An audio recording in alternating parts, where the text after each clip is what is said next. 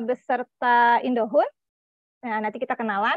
Sebelumnya, untuk semangat pagi hari ini, mari kita berdoa semoga pembekalan hari ini berjalan lancar dan kita diberkahi oleh Allah Subhanahu wa taala.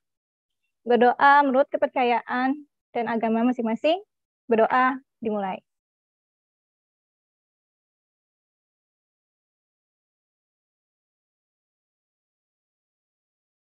Berdoa selesai.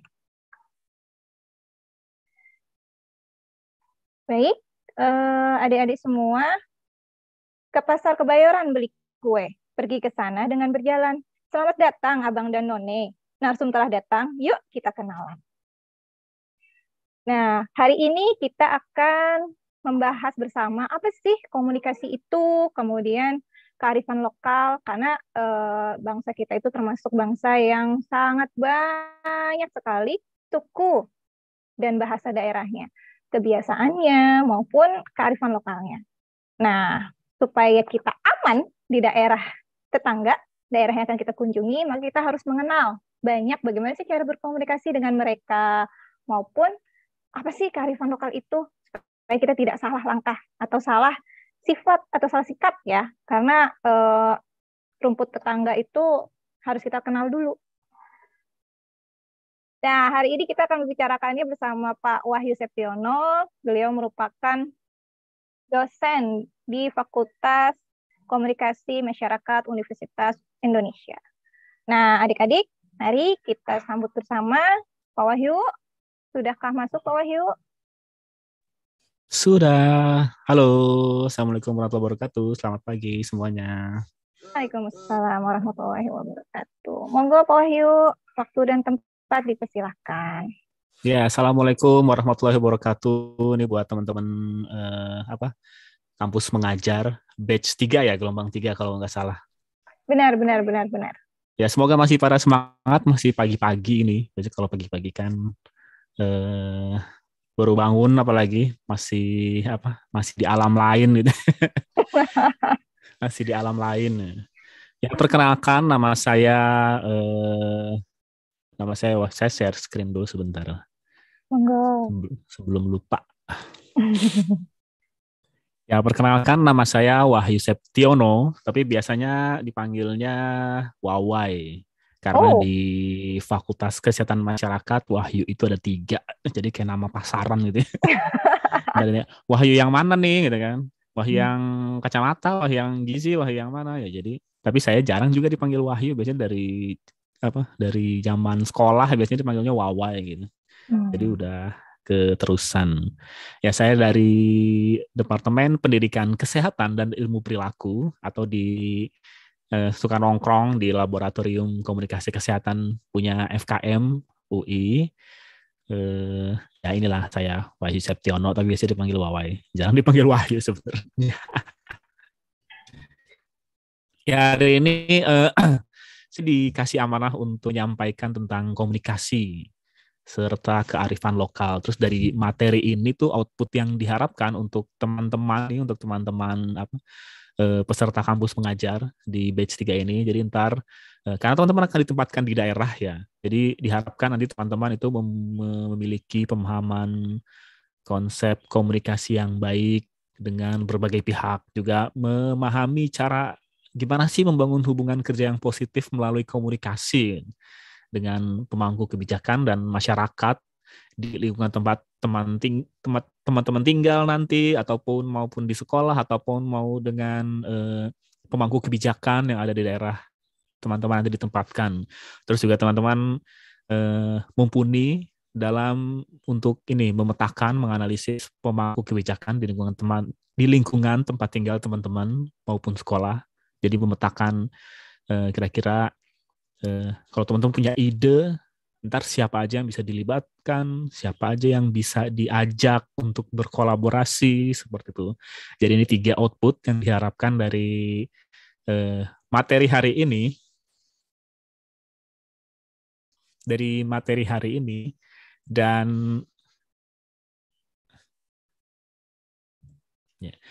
outline untuk hari ini. Jadi belajar tentang pengertian dan jenis komunikasi. Mungkin di sini juga banyak teman-teman dari komunikasi, udah bosen kali mungkin komunikasi lagi gitu ya. Udah apa? Mungkin dari keluar kepala bahkan. Tapi kan banyak teman-teman yang backgroundnya bukan komunikasi, nanti Benar. ini jadi modal yang perlu nanti untuk ketika sudah ditempatkan di masing-masing daerah. Terus juga ntar kira-kira hambatan-hambatan di dalam berkomunikasi itu apa aja. Terus juga persepsi, karena persepsi dalam komunikasi itu sesuatu yang cukup krusial, penting, karena dengan persepsi ini kadang komunikasi itu bisa berbeda-beda, dan apa aja sih yang mempengaruhi persepsi dalam komunikasi ntar kita bahas, termasuk salah satunya kearifan lokal. Kenapa kearifan lokal itu penting di komunikasi? Nah, karena dia bisa membentuk persepsi. Terus juga nanti tips-tips dalam keterampilan berkomunikasi bagaimana, juga ntar kita akan sedikit mencoba stakeholder mapping gitu ya, untuk memetakan stakeholder. Ketika teman-teman punya ide, punya gagasan, punya sesuatu yang baik, yang positif, ingin diimplementasikan di tempat teman-teman berkontribusi, berapa namanya ya, berkontribusi. Ntar kira-kira apa sih gitu stakeholder mapping ini? Iya, Jadi ikut ambil andil ya Pak ya. iya, jadi ya, ntar dilihat nih.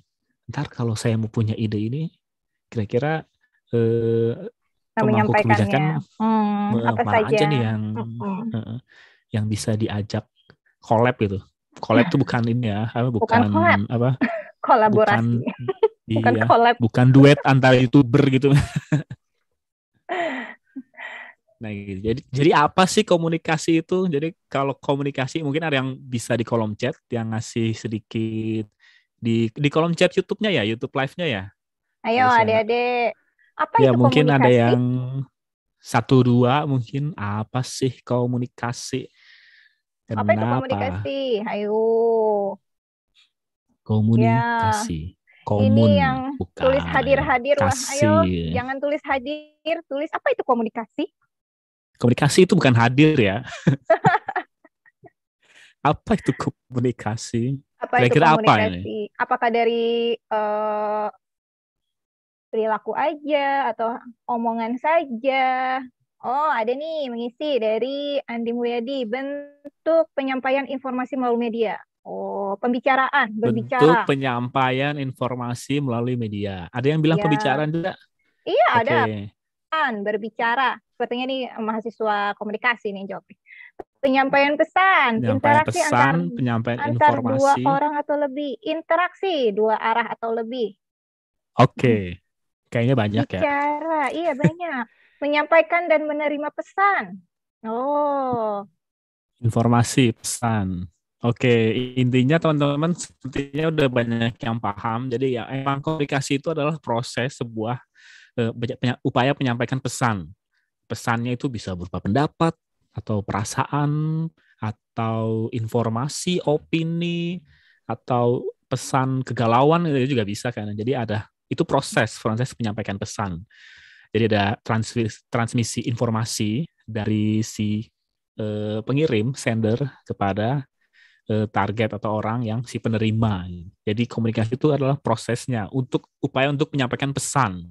Intinya itu, upaya untuk menyampaikan pesan. Jadi udah banyak tadi yang menyebutkan penyampaian informasi, pesan. Nah, karena komunikasi itu adalah proses tersebut. Ada pesan yang diinformasikan ke orang lain, ke orang banyak, ke saya misalkan, dari orang lain ke saya dan sebagainya. Nah, ini ya jadi komunikasi itu merupakan penyampaian informasi dalam sebuah interaksi, bisa berupa ide, perasaan, perhatian, makna atau opini diberikan kepada si penerima pesan, dan informasi tersebut diterima oleh penerima dengan pemahaman yang sama dengan pengirim. Ingat, ada pemahamannya harus sama nih, harus apa yang kita sampaikan sama apa yang diterima oleh si penerima pesan. Tapi kadang kan di dalam proses komunikasi itu banyak terjadi Iskok. pergolakan, hambatan, barrier. Nah, itu kenapa? Jadi ntar apa namanya? proses tersebutlah yang membuat misalkan si penerima pesan jadi nggak bisa memahami apa yang kita sampaikan dengan baik. Nah, ini yang harus dipelajari, terutama dalam konteks kearifan lokal kan ya. Itu kearifan lokal kan tiap daerah itu bisa beda-beda, nah itu bisa mempengaruhi persepsi mereka dalam proses berkomunikasi. Nah, ini yang bisa nanti mungkin teman-teman sedikit terkendala kalau tidak bisa memahami kearifan lokal di masing-masing tempat daerah teman-teman itu gimana. Ntar ada persepsi yang bisa membuat pemahaman berbeda nih antara apa yang kita sampaikan dengan si penerima pesan. Nah, kalau di dalam komunikasi sendiri itu ini teori banget ya. Maaf nih kalau teori banget. Jadi ada si pengirim, si source atau si sender, ada pesan yang disampaikan. Kalau nggak ada pesan, mau ngapain gitu komunikasi. Jadi diem-dieman doang gitu ya. Jadi ada pesan komunikasi yang mau disampaikan. Ada channel juga. Jadi mau pakai media apa, mau pakai saluran apa. Atau mau ngobrol biasa tanpa saluran juga bisa gitu ya. Dan ada si penerima, kalau nggak ada penerima pesan, ngomong sama siapa gitu, sama goib gitu. Kayak ngomong sendiri. Kayak saya ini mungkin ngomong sendiri nih di layar monitornya. Oh, Jadi enggak kok, ada Pak Wahyu, didengerin. dengerin ya, insya Allah. Jadi ini Insya komponen Allah. komunikasi. Jadi ada si pengirim, ada salurannya, channelnya. Yang paling penting juga, semuanya penting sih sebenarnya. Ada si informasinya atau pesannya, dan juga ada si penerima. Coba kalau nggak ada salah satu itu, nggak ada informasinya, terus mau ngapain gitu?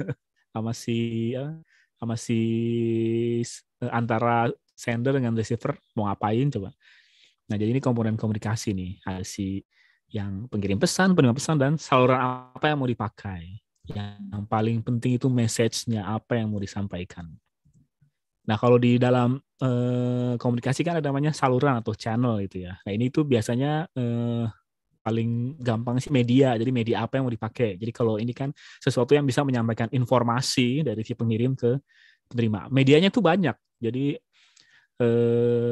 bisa berupa banyak medianya kalau media dalam komunikasi. Nah, terus kalau proses komunikasi itu nggak hanya dari si pengirim dan penerima. Mungkin ini bisa disebut satu arah ya, dari pengirim penerima. Tapi proses komunikasi yang apa namanya kebanyakan itu pasti ada feedback dari penerima pengirim gitu.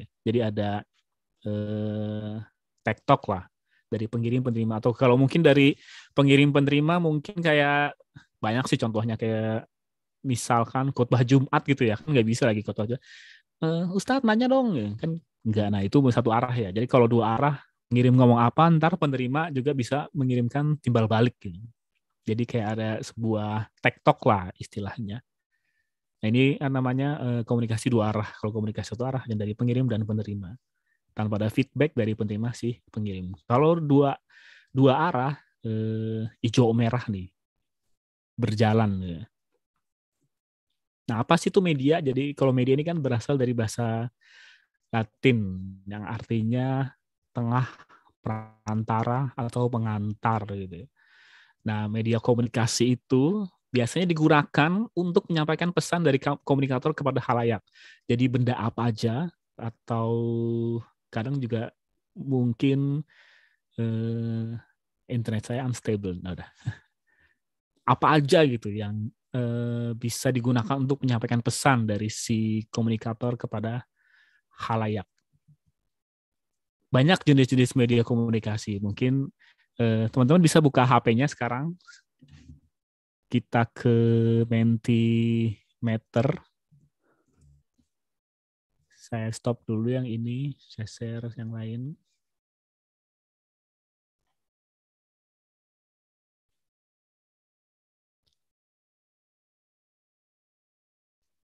Ini ada, bisa teman-teman bisa buka menti.com terus pakai kode 88942294. Coba kita cari tahu. Nah, menurut teman-teman ini media-media ini tuh bisa disebut sebagai media komunikasi atau enggak nih?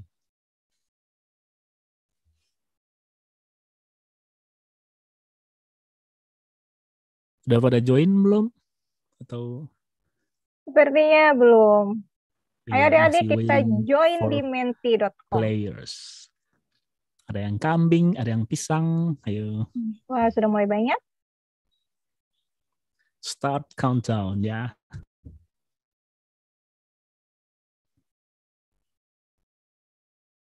Jadi ini kira-kira ini termasuk media komunikasi atau bukan? Ayo, ini gambar mercusuar. Ingat tadi kan komunikasi upaya untuk menyampaikan informasi atau pesan. Nah, mercusuar, kok mercusuar gitu. Kira-kira ini bisa disebut media komunikasi atau enggak nih? Iya, mercusuar itu kita bisa sebut sebagai media komunikasi ya. Karena apa? Karena eh, semua orang tuh agree. Mercusuar tuh buat ngasih tahu kalau hati-hati kapal di situ ada ini ada pulau. Kalau terus terus aja nggak apa namanya nggak memperhatikan, ntar bisa-bisa kapalnya karam atau nabrak karang dan lain sebagainya karena kan biasanya dekat-dekat mercusuar itu tanahnya lebih apa namanya lebih dangkal bahasa Indonesianya ya. Nah iya ya. Jadi kalau itu udah bahasa universal ya, udah simbol universal sebenarnya. Jadi kalau ada mercusuar itu simbol untuk menyampaikan bahwa di sana ada pulau, ada tanah. Ya. Kalau yang ini gimana nih menurut teman-teman nih?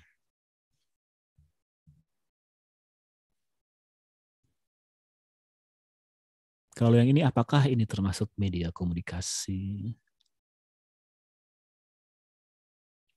Apa namanya? Kentongan ya kalau di sini sih kentongan sebutnya kalau di daerah teman-teman saya nggak tahu nih apa nih. 3, 2, 1, times up. Berapa persen yang jawabnya? Iya, jadi kalau kentongan itu juga sebagai sarana komunikasi.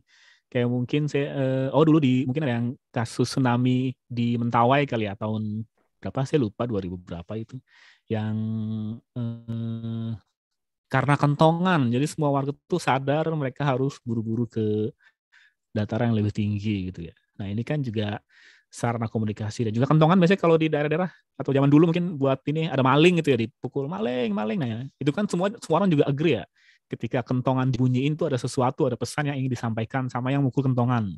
Nah itu jadi kalau eh, media komunikasi tuh nggak melulu hanya mungkin radio televisi tapi banyak hal yang semua orang tuh udah agree itu sebagai simbol universal untuk menyampaikan suatu pesan.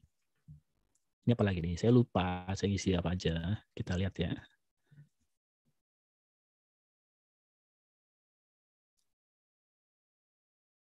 Ya kalau bakso kira-kira media komunikasi atau bukan nih?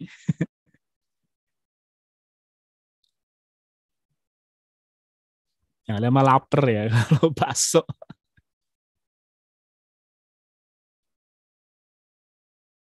Times up. Ya kalau bakso mungkin semua orang apa namanya tahu bakso untuk makanan itu ya. Nggak ada satu simbolisasi yang kita semua punya persepsi sama gitu terhadap bakso. Mungkin apa itu? Jadi bakso tuh belum kali ya. Mungkin ntar di masa depan nggak tahu mungkin bakso sebagai simbol apa gitu. Jadi kalau sekarang bakso itu dia bukan media komunikasi, hanya sebagai apa namanya makanan gitu ya. Yang keempat, jadi kalau bakso itu kan dia belum ada sesuatu yang kita semua bersama agree sebagai simbol pesan apa gitu ya. Jadi bukan sebagai media komunikasi. Lampu sen nih, lampu sen motor, lampu sen mobil, kira-kira termasuk media komunikasi atau tidak? Bagaimana? 5. Loh, kok berhenti waktunya?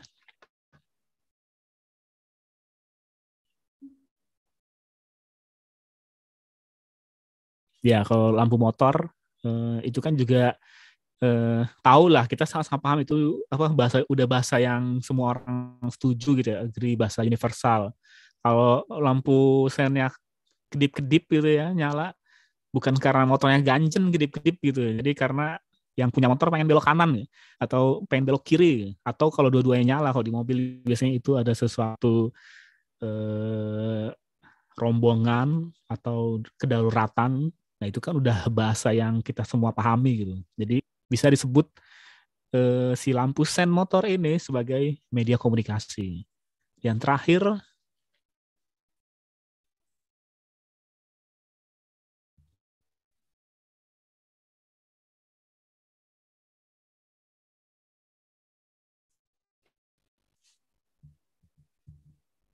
Masih loading.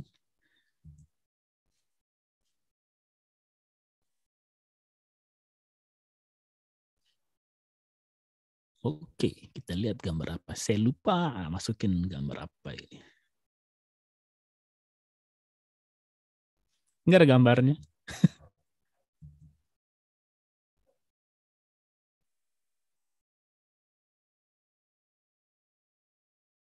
Ada gambarnya sih nggak di handphone teman kok di komputer saya nggak ada ini, nggak ada gambarnya. Oops, Loading. something. Oh, nggak bisa rupanya. Ya udah nggak apa-apa. Saya juga lupa gambar terakhir apa. Tapi ada yang Penasaran. menjawab, Wahyu. Oh, ada yang jawab. Gambar apa sih yang terakhir? Leaderboard. Iya. Pugi. Oke, Pugi. Saya nggak tahu siapa Pugi. Selamat Pugi. Ya, jadi begitulah kira-kira. Jadi kalau apa namanya?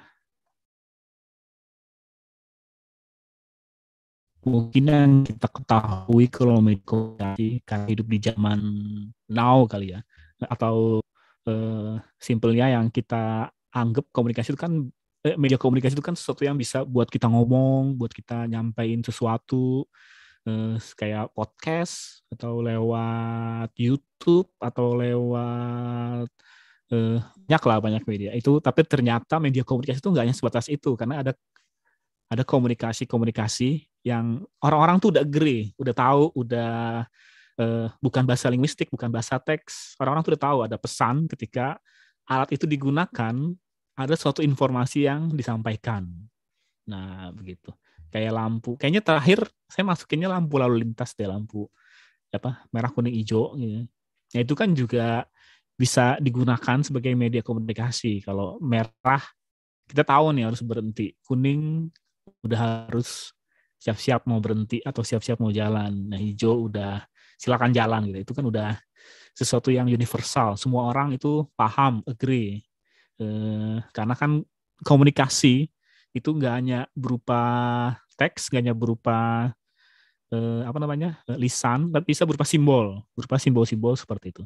Nah, ini ada model komunikasi yang menurut teori. Jadi apa sih source itu, apa aja yang harus biasanya yang ada di dalam source, di message, di medianya, di salurannya atau di penerima. Di antara penerima sama eh, antara si pengirim informasi, sumber informasi dan pengirim informasi itu harus tuh punya communication skill. Jadi gimana sih communication skill? Nanti communication skill dari masing-masing ini itu bisa mempengaruhi sefrekuensi nggak nih, apa namanya, sepemahaman nggak, pemahamannya sama nggak antara si penerima, si pengirim informasi dengan si penerima. Terus juga gimana attitude-nya, gimana kalau kita ngobrol misalkan ya gimana attitude-nya, atau ketika lagi apa namanya, lagi ceramah dan lain sebagainya, attitude itu juga berpengaruh. Terutama misalkan kalau attitude-nya terlalu apa namanya, mungkin kan ada attitude yang si pengirim pesan miliki tapi nggak disukain sama si penerima pesan. Nah, itu tuh bisa berpengaruh terhadap apa namanya, si message ini sampai apa enggak. Terus knowledge, pengetahuan itu juga berpengaruh, karena misalkan knowledge-nya berbeda nih, terus tentu ntar juga pemahaman dan persepsinya berbeda. Apalagi yang namanya budaya, sosial budayanya berbeda, nanti itu juga bisa berpengaruh terhadap penerimaan dari informasi tersebut ya. Kalau di pesannya itu sendiri, biasanya faktor-faktor yang berpengaruh itu elemen-elemen di dalam pesannya itu, kayak apakah dia tweet untuk diterima sama si penerima pesan, apakah terlalu ramai, terlalu banyak. Nah, itu juga bisa apa namanya, membuat pesan bisa tidak tersampaikan dengan baik, ntar pemahamannya berkurang, strukturnya, konsepnya, terus bagaimana pesan itu di apa namanya, di dibuat, dibentuk, dan juga kode-kodenya. Terus kalau channelnya sendiri, gimana pesan yang akan disampaikan itu terlihat, apakah sulit terlihat, apakah enak dilihat, bagaimana terdengar, apakah pesan tersebut touching, jadi menyentuh hati sanubari istilahnya. Terus bagaimana rasanya. Jadi kalau informasi itu pasti juga harus ada rasa gitu ya. Mungkin kalau misalkan dibawa pesannya, contohnya kalau rasa tuh kalau sebuah pesan dibawa dengan semangat gitu ya, dengan amat sangat motivasi, itu juga bisa mungkin membantu pemahaman lebih baik lagi gitu. Terus bagaimana smelling sih baunya gitu ya. Jadi bagaimana si pesan itu memiliki dampak ke si penerima pesan. Nah, ini sifat-sifat dasar komunikasi. Jadi seperti yang tadi saya bilang, komunikasi itu ada sebuah proses simbolis. Jadi nggak hanya berupa teks A, B, C, D, E, F, G, H, I, J, K, I sampai Z gitu ya. Jadi kadang bisa simbolis. Kalau simbolis kayak gimana teman-teman? Kenapa sih komunikasi itu proses simbolis? Contoh misalkan ini aja ya, bahasa kalau untuk apa apa yang bahasa tangan gitu ya, ya untuk misalkan orang-orang yang tunawicara, tunarungu kan, buat mereka komunikasi itu adalah proses simbolis. Jadi ada simbol-simbol tangan yang itu membantu mereka untuk memahami apa yang disampaikan oleh pengirim pesan, atau apa yang mereka ingin sampaikan ke orang lain ya. Nah, itu kan proses komunikasi merupakan proses simbolis contohnya itu, dan komunikasi juga merupakan proses sosialisasi. Jadi kita mau sosialisasi juga pasti kan butuh berkomunikasi sama orang. Nggak mungkin mau bersosialisasi eh, mau bersosialisasi tanpa komunikasi. Gimana caranya? Nah, ini jadi komunikasi, proses simbolis, proses sosialisasi, dan juga ada sebuah proses satu dan dua arah seperti tadi ya. Jadi kalau misalkan kayak gini nih, tanpa penonton gitu ya, tanpa penonton, jadi kayak saya ngomong sendiri gitu selama 1,5 jam, nah itu kan bisa disebut sebagai satu arah ya. Tapi kalau mungkin ada teman-teman yang join di Zoom gitu, tapi kan banyak ya, katanya tadi bisa sampai 17.000 orang, jadi mungkin dua arah agak sedikit sulit karena kapasitas Zoom mungkin ya. Nah, jadi kalau dua arah teman-teman bisa nih kayak menyampaikan feedback, menyampaikan respon terhadap apa yang saya sampaikan. Terus komunikasi juga bersifat koorientasi. Jadi kalau jadi koorientasi itu maksudnya komunikasi melibatkan dua pihak atau lebih yang terlibat di dalam komunikasi untuk mencapai tujuan yang sama. Jadi nggak mungkin kalau komunikasinya satu pihak aja, satu orang yang ingin mempunyai tujuan yang sama kan, tujuan yang sama kan harus terlibat dengan orang lain, pihak lain. Jadi komunikasi itu bersifat koorientasi karena ketika kita menyampaikan informasi atau hal yang sama dengan kita gitu. Dan juga makanya komunikasi juga bisa disebut sebagai bersifat persuasif atau purposif. Jadi bisa nih mempengaruhi si penerima pesan agar memiliki apa yang kita mau. Jadi kadang komunikasi juga bersifat mempengaruhi, persuasif, mengajak, terus juga komunikasi untuk mendorong interpretasi individu. Jadi kalau dalam komunikasi pengirim pesan maupun penerima pesan itu harus menginterpretasikan pesan sesuai dengan maksud pengirim. Jadi gimana caranya interpretasi si pengirim pesan itu biar si penerima pesan sama interpretasinya dengan si pengirim pesan. Nah itu, jadi mendorong interpretasi individu. Kadang kan ada yang masih nggak paham nggak? Nah kan kadang kalau dosen atau guru gitu ya, ada yang mau bertanya atau ada yang masih nggak paham atau ada yang ingin lebih diperjelas. Nah itu kan agar si penerima pesan itu punya interpretasi yang sama dengan si pengirim pesan. Dan komunikasi merupakan aktivitas pertukaran makna. Iyalah, karena ada terjadi dalam mengirimkan pesan. Jadi bukan sekedar kata-kata atau perilaku non verbal, tapi pesan yang dimaksud oleh pengirim itu diharapkan akan dimengerti pula oleh si penerima. Atau ketika dua arah nih, si penerima pesan akan ngasih respon gitu ya. Enggak, kayaknya bukan begitu maksudnya, ini kan ada pertukaran makna tuh. Jadi apa yang dipahami sama si penerima pesan, mungkin apa yang dipahami selama ini masih penerima pesan, mungkin akan disampaikan sih ke pengirim pesan, sehingga terjadi pertukaran makna, pertukaran pemahaman. Dan komunikasi terjadi dalam konteks ruang dan waktu. Jadi informasi yang disampaikan itu biasanya dilakukan dalam keadaan pada waktu ditunjukkan beberapa jam, hari, tanggal, kapan, di mana, cuacanya gimana, intensitas hujannya gimana, suhunya berapa, dan lain sebagainya. Agak pas tuh. Itu tuh ngobrol di mana? Waktu itu ngobrolnya kapan gitu kan? Kapan sih workshopnya itu? Kapan sih seminarnya? Nah, ini proses komunikasi terjadi dalam konteks ruang dan waktu. Kayaknya internet saya mas unstable ini dari tadi.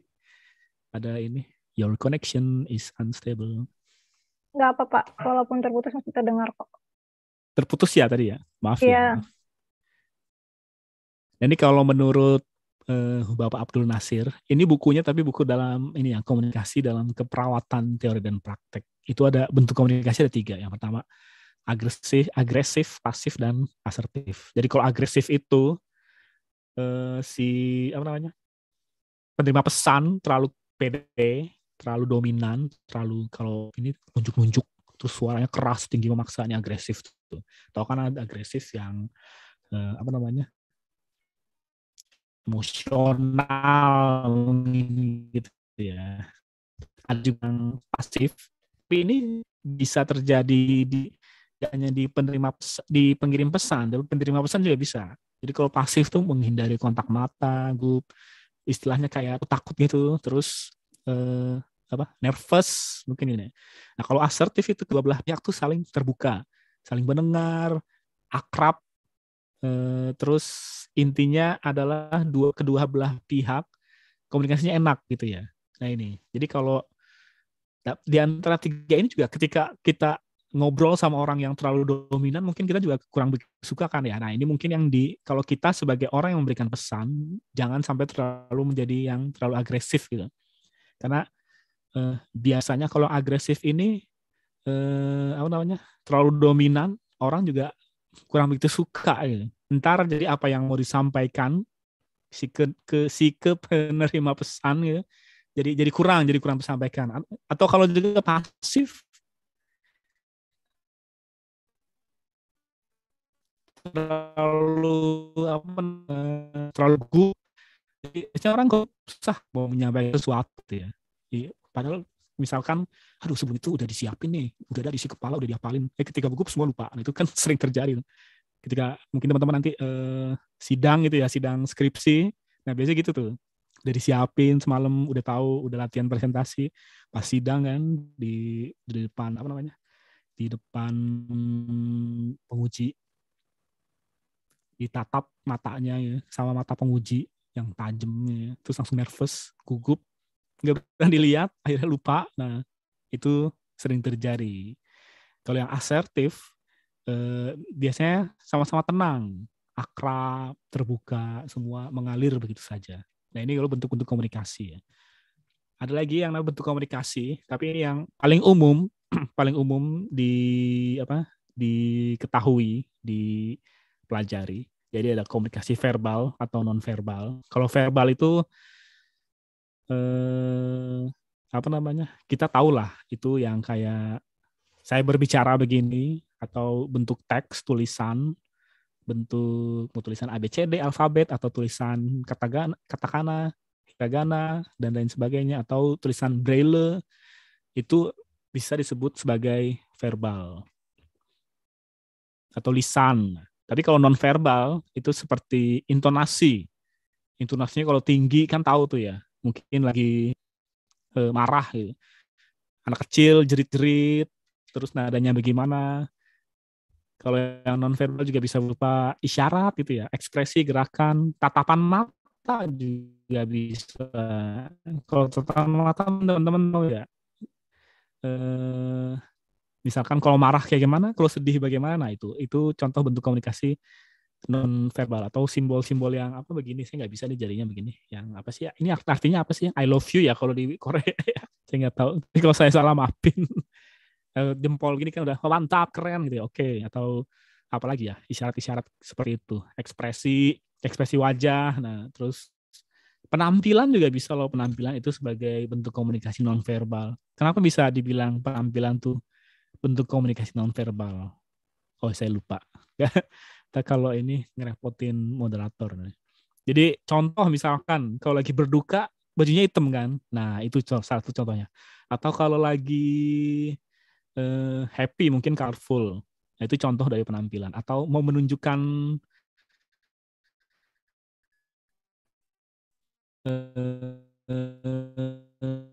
kemewahan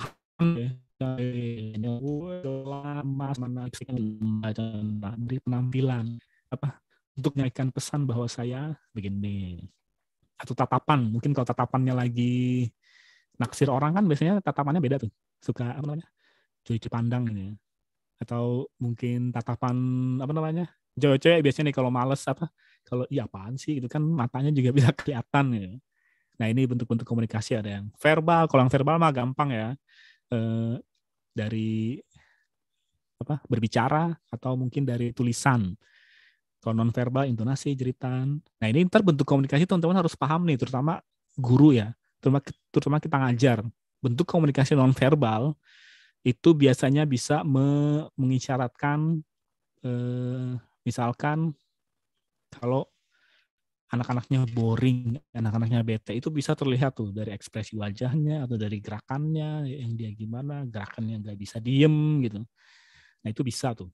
Dan ini harus diperhatikan biasanya sama kita ngajar. Jadi kalau udah boring kan nanti apa yang kita sampaikan biasanya jadi nggak menarik buat mereka. Nah gimana tuh supaya dengan bahasa-bahasa itu udah kelihatan, ntar seenggaknya kita harus ubah nih biar nggak boring. Nah ini kita masuk ke jenis-jenis komunikasi, tapi saya mau minum dulu ya, capek sebentar. Atau kalau mau ada yang nanya di kolom chat juga nggak apa-apa sebelum lanjut. Ada nggak Mbak Isyana? Belum ada nih, Pak.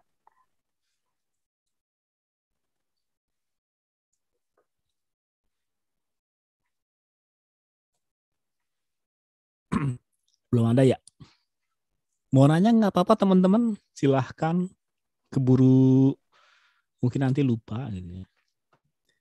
Nah ini jenis-jenis komunikasi. Kalau jenis-jenis komunikasi ini tergantung berapa banyak si penerima pesan, berapa banyak orang yang kita ajak berkomunikasi. Mungkin mulai dari komunikasi interpersonal. Komunikasi interpersonal, komunikasi yang paling dasar, yang paling sering kita lakuin gitu ya. Contohnya ngobrol. Contohnya apa lagi ya? Gibah mungkin. Kok gibah jadi? Gosip gitu. Jadi komunikasi interpersonal ini ya antara apa? Satu atau dua orang, atau tiga orang gitu. Dan biasanya itu umpan baliknya cepet. Sumber informasi bisa satu orang, itu bisa berupa ide, gagasan, fakta, emosi, atau gosip ya, gibah tadi ya.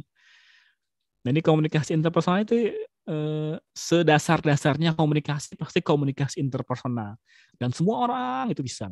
Tapi nggak hanya ngobrol, kadang komunikasi interpersonal ini juga misalkan terjadi ketika teman-teman ngobrol sama pemangku kebijakan, sama stakeholder. Itu juga bisa terjadi itu komunikasi interpersonal. Ada juga namanya komunikasi kelompok. Ini teman-teman nanti ngajar mungkin terdiri dari 4 sampai 20 orang atau 20 sampai 50 orang.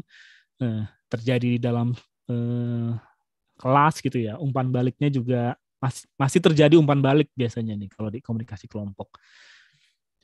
Penerimanya bisa terdiri beberapa orang, barriernya itu bisa dari si sumber pesannya sendiri atau si penerima pesan atau gimana lingkungannya. Ada juga namanya komunikasi publik. Jadi kalau komunikasi interpersonal sama komunikasi kelompok tadi itu masih bisa terjadi secara dua arah. Tapi kalau udah komunikasi publik mungkin kadang hanya satu arah. Jadi satu orang sebagai pembicara, yang lain hanya mendengarkan. Biasanya umpan baliknya lambat atau kadang umpan balik tidak terjadi. Karena umpan balik biasanya hanya di sesi tanya jawab, berdiskusi gitu ya. pesan-pesannya tuh bisa berupa informasi, pengetahuan atau mungkin politik janji kampanye gitu ya. Penerimanya banyak dan itu biasanya komunikasi publik juga bisa lewat apa namanya channel tertentu, bisa lewat seminar, bisa lewat simposium atau bisa lewat press release, apa press dan lain sebagainya. Ada juga namanya komunikasi massa. Jadi kalau ini biasanya komunikasi massa pasti membutuhkan media sebagai untuk apa yang menyalurkan pesan ke khalayak. Biasanya umpan balik ini kalau di komunikasi massa tuh sulit ya, karena biasanya komunikasi massa tuh lebih satu arah. Biasanya tuh informasinya berupa ilmu, pengetahuan, ide gagasan. Contoh-contohnya mungkin kayak teman-teman nulis di koran, dari baca sama banyak orang gitu ya. Terus orang mau ngasih feedback gimana? Sulit kan? Mungkin untuk ngasih feedback ada tulisan tandingan gitu. Jadi biasanya agak sedikit lambat terjadinya. Atau di radio atau podcast contohnya ya, atau di YouTube, televisi, ya, itu komunikasi massa karena yang terima tuh banyak, masyarakat banyak ya. Ada juga namanya komunikasi khusus. Nah ini biasanya kalau kita di kesehatan pasti butuh skill untuk komunikasi khusus. Kenapa? Karena contoh ketika dokter ingin menyampaikan berita buruk atau pasien yang meninggal, itu butuh skill khusus. Gimana emosionalnya, gimana supaya kita enggak ikut emosional gitu maksudnya. Gimana apa namanya nggak ikut larut. Terus nggak hanya masalah itu, biasanya kadang nggak hanya penyampaian berita buruk, kadang kita menemukan klien-klien, misalkan dokter ketemu pasien-pasien yang memiliki banyak keterbatasan seperti lansia atau orang-orang berkebutuhan khusus. Nah itu ada apa namanya penerima-penerima pesan yang sulit berkomunikasi gitu. Tapi nggak hanya di kesehatan sebenarnya. Kadang kita juga bisa menemukan kalau teman-teman di daerah nanti mungkin banyak nanti teman-teman memiliki ini apa keterbatasan dalam bahasa ya, language barrier. Nah ini gimana nih proses komunikasinya? Butuh skill apa nih? Nah itu kan ada mungkin kita butuh translator atau apa. Nah ini biasanya disebut sebagai komunikasi khusus karena komunikasinya mungkin nggak terjadi secara normal alami. Butuh skill khusus. Misalkan kalau ada language barrier, kita butuh belajar bahasa lokal setempat gitu ya, umum-umum ya. Nah, ini biasa disebut sebagai komunikasi khusus. Nah, biasanya hambatan dalam komunikasi ini ya. Yang pertama dari faktor si sumber pesan. Jadi faktor internal yang berasal dari si komunikator atau yang menyampaikan pesan. Itu banyak banget. Contoh apa? Bisa nggak disebut di apa sih kira-kira faktor apa namanya? Faktor yang ada di dalam diri si sumber pesan yang bisa berpengaruh dalam komunikasi. Bisa di chat box mungkin. Atau teman-teman gini mikir mungkin. Kalau saya komunikasi itu kesulitannya apa gitu, dari dalam diri sendiri.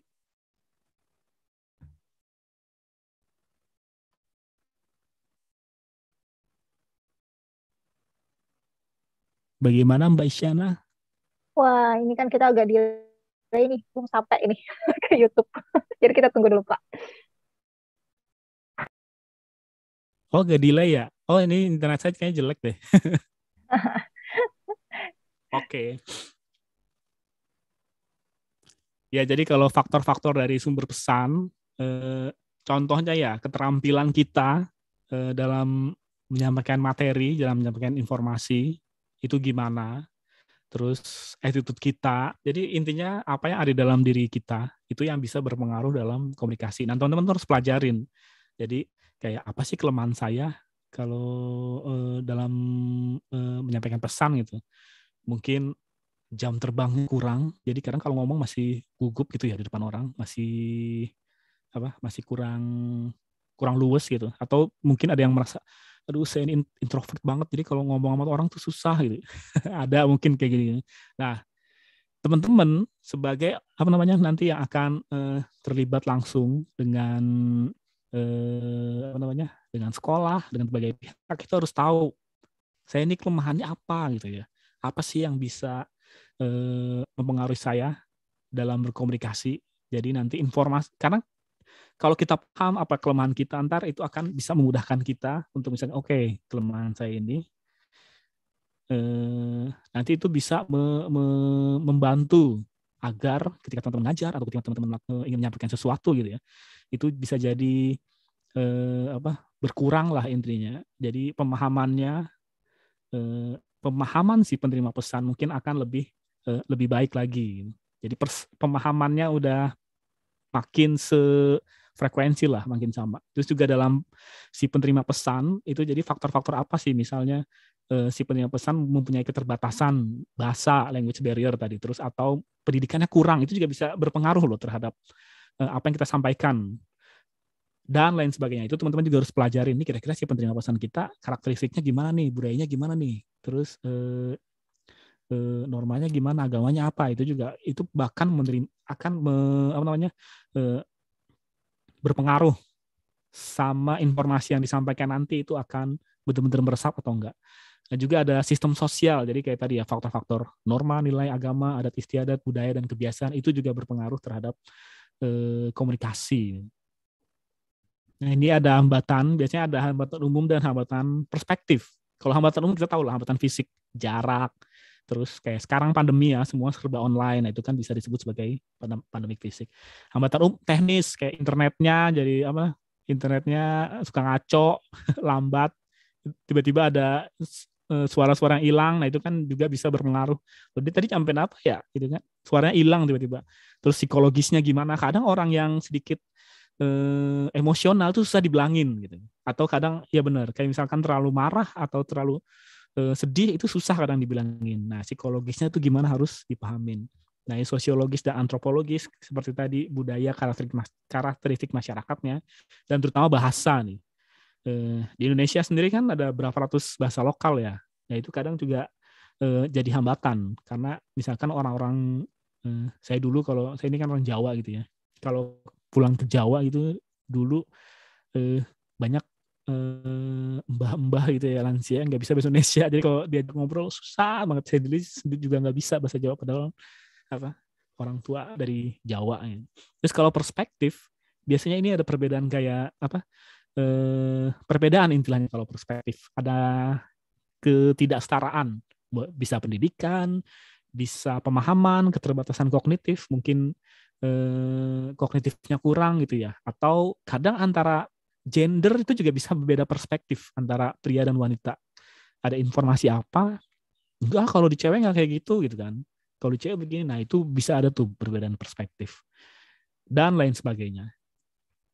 Nah, ini hambatan dalam komunikasi dari sisi si komunikator atau si pengirim pesan, kurang keterampilan misalkan karena jam terbangnya masih sedikit atau kadang jarang tampil. Nah, itu bisa tuh mempengaruhi keterampilan teman-teman dalam berkomunikasi. Jadi teman-teman sering-sering aja nanti sebenarnya nggak usah ini sih, nggak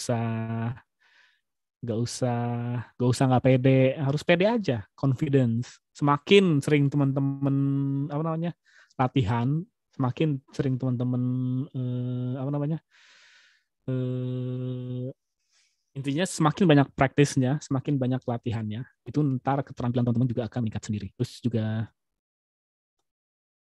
penyajiannya kurang menarik atau nggak sewajarnya. Nah, itu kadang kan kalau kita menampilkan sesuatu yang kurang menarik, terlalu menarik, terlalu berlebihan gitu ya, itu akan boring, akan jadi ini apaan sih, jelek banget gitu ya penampilan. Jadi orang-orang ntar lebih fokusnya tuh gampang teralihkan gitu ya. Kayak contohnya misalnya jual rumah aja ya. Kalau jual rumah kan harus jalan yang cakep. Masa kayak jual rumah kayak rumah hantu kan orang mana mau beli gitu ya. Terus bahasa yang digunakan biasanya canggih nih. Kayak anak-anak Jaksel gitu ya. Literally bla bla bla ya. Itu kan kadang nggak semua orang tuh paham gitu. Nggak semua orang tuh bisa bahasa Inggris. Jadi sebisa mungkin bahasa yang digunakan tuh simple, jangan terlalu canggih. Bahasa yang umum aja, nggak usah bahasa yang bahasa yang terlalu wah, agar informasi yang disampaikan tuh juga lebih mudah dipahamin sama si penerima pesan. Dan lagi biasanya kalau cenderung bersifat satu arah itu akan sulit untuk penerima pesan, kadang kan kita dosen ngajar terus kita kurang paham pasti kita nanya ya. Nah itu biasanya terjadi kayak kalau hanya satu arah ketika si penerima pesannya nggak ngerti atau mau bertanya atau ingin membutuhkan klarifikasi yang lebih lagi gitu kan biar biar lebih memahami konteks dari informasi yang kita sampaikan. Kalau hanya satu arah tuh sulit. Nah ini biasanya hambatan dalam komunikasi. Kalau dari sisi pesannya sendiri, kalau informasinya terlalu berlebihan, terlalu banyak, terlalu kaya, itu juga akan menyulitkan si penerima pesan untuk memahaminya. Kayak teman-teman misalkan dicekokin materi banyak gitu ya, paling pusing nggak? Nah, sama kayak gitu. Jadi kalau terlalu berlebihan itu justru kurang baik gitu ya. Itu bisa berpengaruh ke si penerima pesan, mungkin dia bisa boring, ini kebanyakan banget informasi. Kayak ini aja ya, kayak uang gitu ya. Saya sih menganalogikan ke uang. Kalau orang kaya mungkin makin lama makin bingung dia mau buang-buang duitnya gimana gitu. Nah mungkin kayak gitu. Kalau informasinya karena terlalu berlebihan itu bisa terlalu kompleks gitu ya, terlalu sulit untuk dipahamin. Jadi ketika kita menyampaikan sesuatu sebisa mungkin yang simple aja. Terus juga pesan dibawakan secara kurang menarik atau enggak wajar. Ntar ini dia bawain apa sih gitu ya. Kalau kurang menarik kan sesuatu yang kurang menarik itu biasanya fokus orang itu gampang teralihkan. Dan juga sebaiknya tuh pesan itu jangan terlalu menggurui karena banyak apalagi misalkan ke orang-orang yang lebih tua gitu ya. Jadi sebisa mungkin jangan terlalu menggurui karena kalau terlalu menggurui ntar kadang informasi atau pesan itu mental gitu ya. Kalau dalam medianya sendiri kadang ini kita tuh kalau mau menyampaikan sesuatu mungkin lewat poster atau lewat video itu biasanya ada uji cobanya dulu. Nah, apakah itu sesuai dengan kebiasaan masyarakat atau enggak? Terus juga kita harus tahu kapan waktu yang pas, waktu tayang sesuai. Misalkan kita mau bikin iklan di TV. Ini slot yang pas kapan nih biar targetnya pas gitu. Dan kita harus selalu ini uji coba materi. Jadi sebelum di-publish, sebelum di umum kita harus tahu tuh efektivitas dari isi materi gimana. Kita harus tahu sesuai nggak target audiensnya, sesuai nggak dan lain sebagainya. Itu kita biasanya harus uji coba dulu. Dan biasanya sesuatu yang kita bikin kurang perencanaan itu akan kurang efektif. Nah ini biasanya hambatan dalam komunikasi di dalam perspektif media. Gitu. Kalau dalam penerima pesan sendiri, kadang sesuatu yang nggak sesuai dengan norma mereka itu pasti akan mental tuh. Kayaknya enggak deh. Gitu kan. Atau si penerima pesan psikologisnya lagi nggak siap. Mungkin dia lagi ada banyak masalah, lagi habis putus dari pacarnya. Nah itu kan bisa mengganggu proses komunikasi. Dan juga nggak ngerti tulisan. Jadi mungkin teman-teman huruf A-nya yang A cantik-cantik gitu ya, nanti dibacanya susah ya. Atau si penerima pesan ini pengetahuannya kurang. Nah, ini bisa menghambat gitu ya. Pesan-pesan yang disampaikan jadi nggak terserap dengan baik. Nah, sekarang dalam persepsi dalam komunikasi nih. Jadi kalau persepsi itu kan biasanya proses internal yang memungkinkan orang untuk memilih, menafsirkan apa sih yang ada di lingkungan kita, dan proses tersebut mempengaruhi nggak hanya perilaku, tapi juga pemahamannya bagaimana. Nah, ini biasanya sangat penting untuk belajar persepsi di dalam komunikasi. Karena kita tahu ya, persepsi yang beda antara A dan B gitu ya, itu informasinya juga nanti akan beda. Nah, ini kalau dalam persepsi dalam komunikasi itu, jadi komunikasi itu sangat pengaruh oleh persepsi masing-masing individu. Tergantung dari sudut pandang mana si individu itu melihat. Mungkin kalau dari kayak contohnya dari religion lah yang lebih gampang kan, kalau di Muslim babi itu haram. Tapi kalau di non Muslim enggak, babi itu enggak haram gitu. Nah, jadi sangat dipengaruhi oleh persepsi individu tersebut. Dan juga persepsi individu, informasi itu biasanya dapat berbeda tergantung dari nilai-nilai yang dianutnya gimana, budayanya gimana, keyakinannya gimana, atau maupun tingkat pendidikan. Kayak mungkin jangkrik gitu ya. Kalau jangkrik di Amrik gitu ya, itu disebut sebagai hama. Tapi kalau di Cina disebut ini bisa jadi binatang peliharaan gitu ya. Tapi kalau di Thailand itu jadi makanan gitu. Nah, itu persepsinya gimana karena tergantung nilainya, budaya, keyakinan maupun tingkat pendidikan. Dan juga nilai yang dianut individu itu akan membentuk sikap individu. Jadi di mana dia lahir sampai besar itu biasanya dia akan membentuk sikap dari individu tersebut. Nah, itu juga membangun bisa membangun persepsi dia terhadap sesuatu. Misalkan kita nyampaikan apaan tapi menyampaikan apa gitu ya. Tapi informasi tersebut nggak sesuai dengan nilai yang udah dianut dia selama individu, ya pasti mental gitu ya. Nah, kenapa persepsi itu pada komunikasi sangat penting? Yang pertama, kalau orang satu frekuensi, misalkan teman punya ini ya, teman-teman punya besties gitu ya, satu frekuensi. Nah, itu kan jadi komunikasi lebih mudah.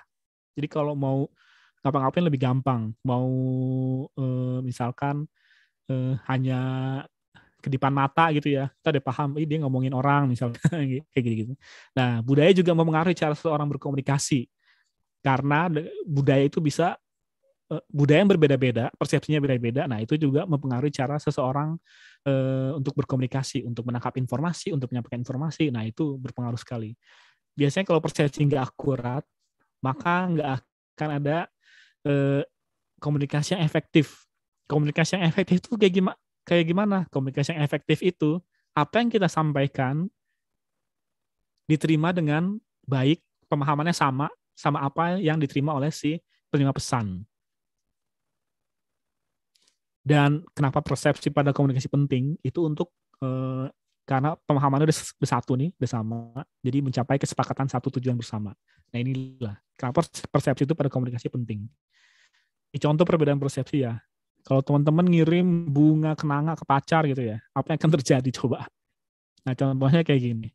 Jadi apa yang akan terjadi jika bunga ini tertukar pada momen tertentu atau lagi kondangan ngirim bunga kenanga kan agak aneh gitu ya. Atau lagi berduka ngirim bunga mawar juga mungkin bisa sih, tapi kayaknya agak aneh gitu ya. Nah, ini contoh perbedaan persepsi. Jadi kenapa teman-teman harus aware sama persepsi, beda-beda persepsi terutama dalam konteks bermasyarakat di Indonesia, karena ketika persepsi beda, ntar komunikasinya juga pemahamannya beda, ya itu komunikasinya nggak efektif.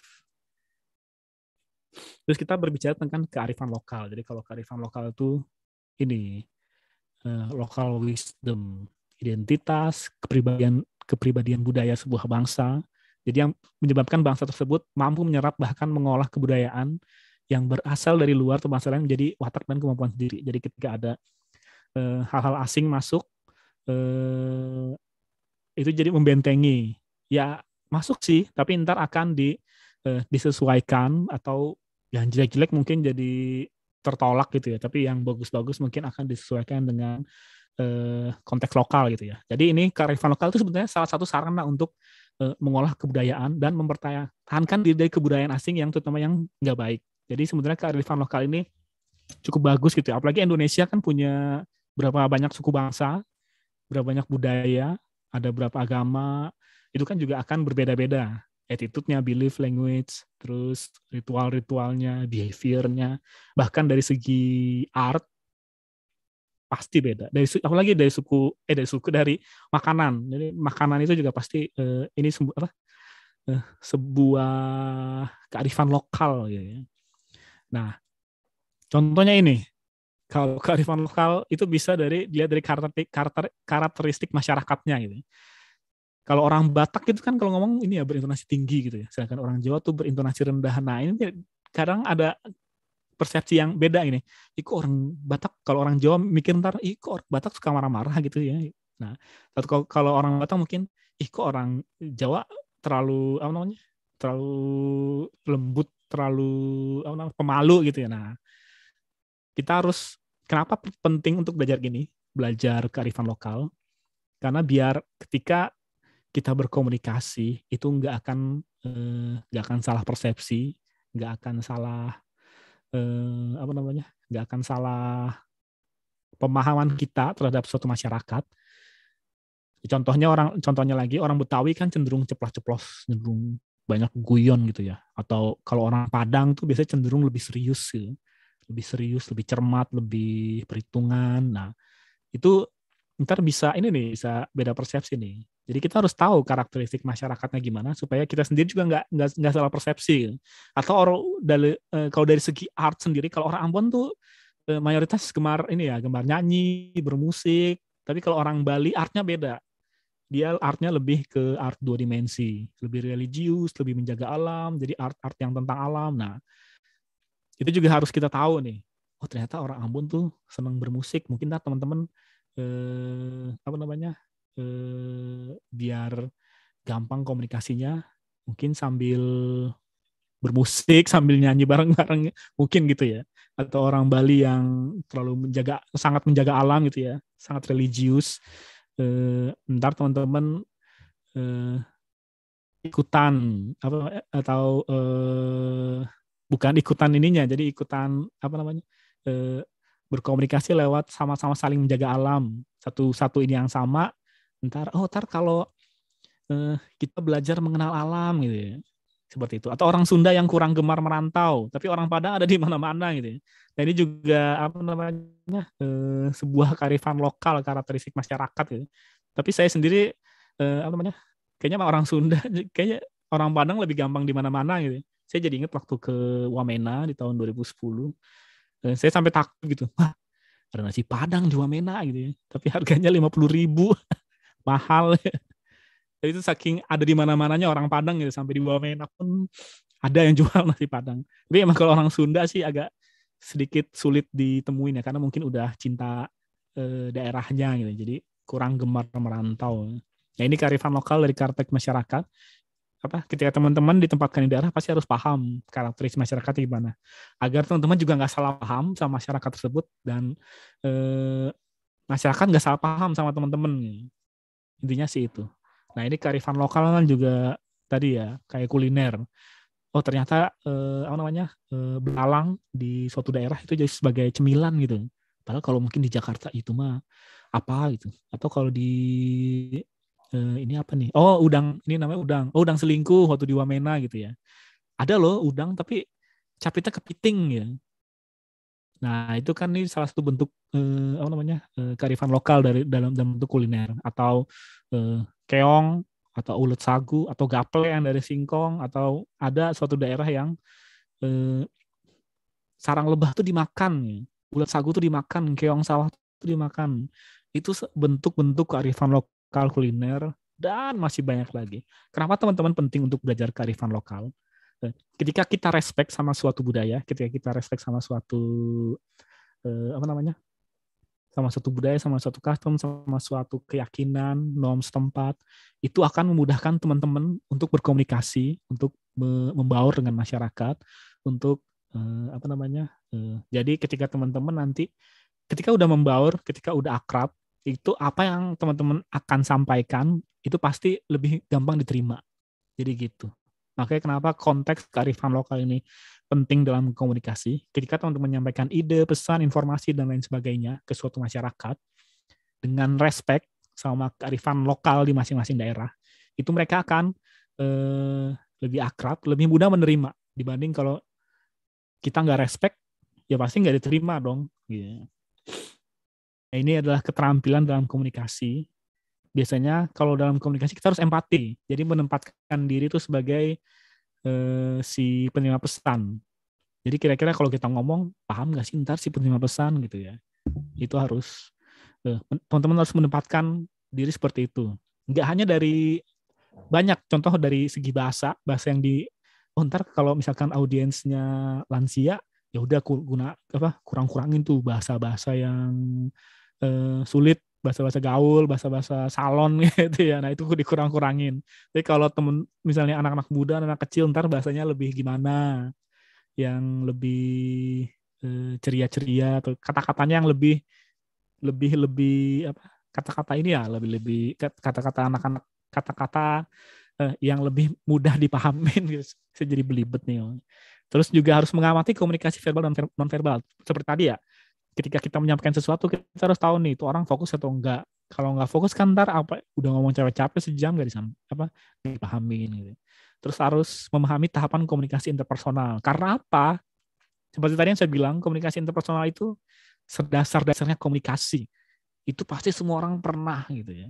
Nah ini teman-teman harus memahami gitu ya komunikasi interpersonal. Terus juga harus kalau udah saling percaya nih biasanya itu komunikasi lebih enak. Dan itu biasanya kita harus apa? Nggak ada judgement, nggak ada evaluasi, nggak ada penilaian. Jadi itu udah luwes aja gitu ya. Terus juga kalau di keterampilan dalam komunikasi itu ada namanya kontrol. Jadi kadang ada orang yang seperti tadi ya, jangan terlalu dominan. Kalau ingin mempengaruhi orang lain, biasanya orang lain tuh lebih senang diajak ayo gitu ya, bukan yang kamu tuh harus gitu. Jadi begitu. Jadi ini kontrol itu maksudnya individu dipengaruhi atau mempengaruhi individu lain. Nah itu gimana gitu. Terus juga konfirmasi. Jadi kalau konfirmasi kayak mengerti nggak? Terus juga kamu lagi kenapa gitu kan? Atau menunjukkan kepercayaan atau menyatakan perasaan, pikiran terhadap orang lain. Jangan begitu dong gitu kan. Tapi dengan bahasa yang lebih baik gitu. Terus keterbukaan, jadi menyampaikan informasi pribadi pada orang lain, tapi bukan pribadi yang bagaimana ya. Biasanya kalau orang udah terbuka itu lebih enak gitu ya. Kayak tadi ketika teman-teman tahu nih, oh suatu masyarakat tuh demen suka karaoke gitu ya, suka bermusik. Dan teman-teman ikut,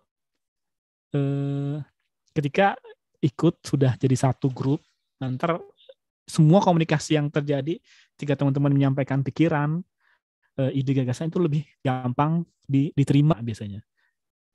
Kalau misalkan suatu kelompok masyarakat belum terbuka itu akan sulit. Nah, mungkin ini adalah biasanya tahap pertama gimana masyarakat itu lebih terbuka sama kita. Ya, tadi kita juga harus respect sama kearifan lokal yang berbeda-beda itu. Terus juga semuanya harus direncanakan. Kita harus tahu nih apa yang mau kita sampaikan. Kita harus tahu apa yang gagasan-gagasan kita gimana menyampaikannya, terus apa-apa aja kekurangannya dan lain sebagainya. Itu harus udah disiapkan dengan matang. Dan kalau dalam berkomunikasi pasti semua orang ingin sebenarnya ini hal yang gampang diingat sih dari semua itu. Jadi kalau keinginan setiap orang dalam berkomunikasi kan pasti ingin didengar. Orang-orang tuh ingin didengar, ingin disimak, dan juga ingin dipahami. Coba kalau kita nggak, ini adalah 3 skill dasar gampang. Jadi dalam berkomunikasi, kita tuh harus mendengar, kita tuh harus menyimak, dan kita tuh harus memahami gitu ya. Kita harus mendengar apa yang orang lain sampaikan, apa yang orang lain keluhkan, curahkan, dan lain sebagainya. Kita harus menyimak, karena menyimak itu nggak hanya mendengarkan, tapi kadang juga menyimak itu ada feedbacknya. Oh jadi kenapa kamu ngelakuin itu? Nah, dan kita juga harus memahami si si penerima pesan, menerima kondisinya, keterbatasannya, perbedaannya, dan lain sebagainya. Ini ada 3 hal simple. Jadi semua orang tuh pengen didengar, semua orang tuh juga pengen disimak, dan juga semua orang tuh ingin dipahami. Ini udah jam 9, saya nggak tahu udah jam 9 tiba-tiba. Nah sekarang mungkin mulai dari pemetaan pemangku kebijakan gitu ya.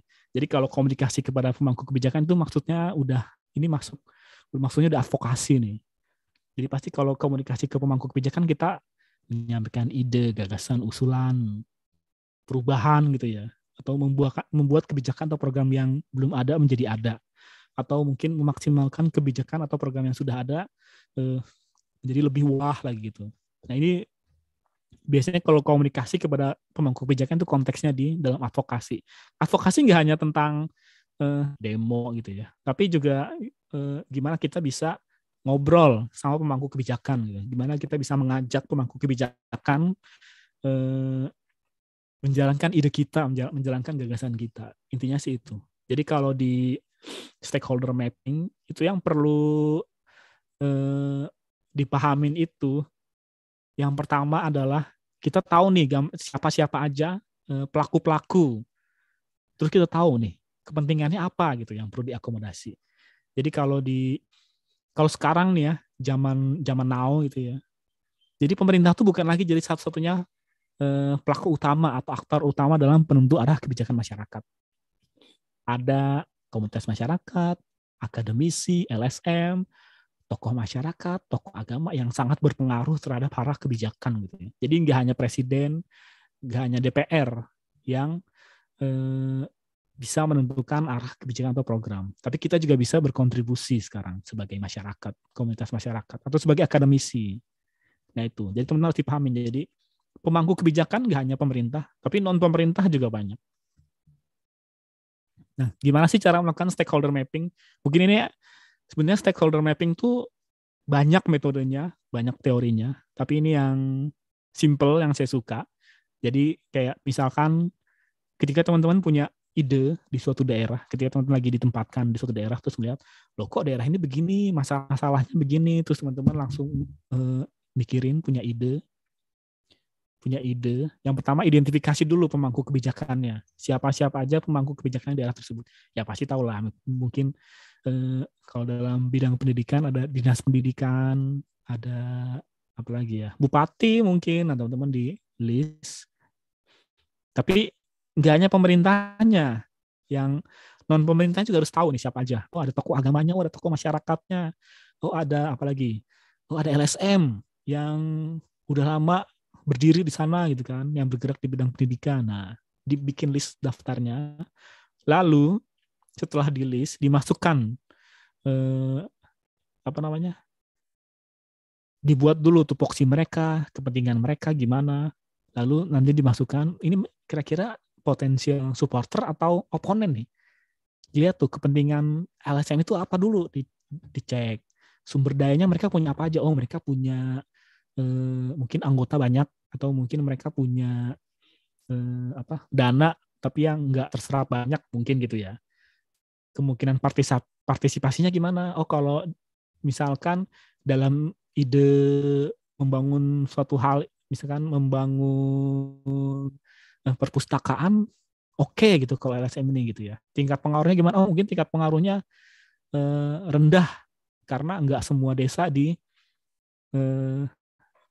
nggak semua desa jadi desa cakupannya si LSM itu gitu kan, dan lain sebagainya. Itu teman-teman kalau mau stakeholder mapping tuh harus di list dulu, di list siapa-siapa aja aktornya, siapa-siapa pemangku kebijakannya, lalu kepentingannya kira-kira apa, mereka ada di sana apa, bupati kepentingannya apa, ya bupati kepentingannya inilah apa namanya, pemimpin daerah gitu ya, sumber daya apa buat yang punya banyak, APBD apalagi dan lain sebagainya gitu.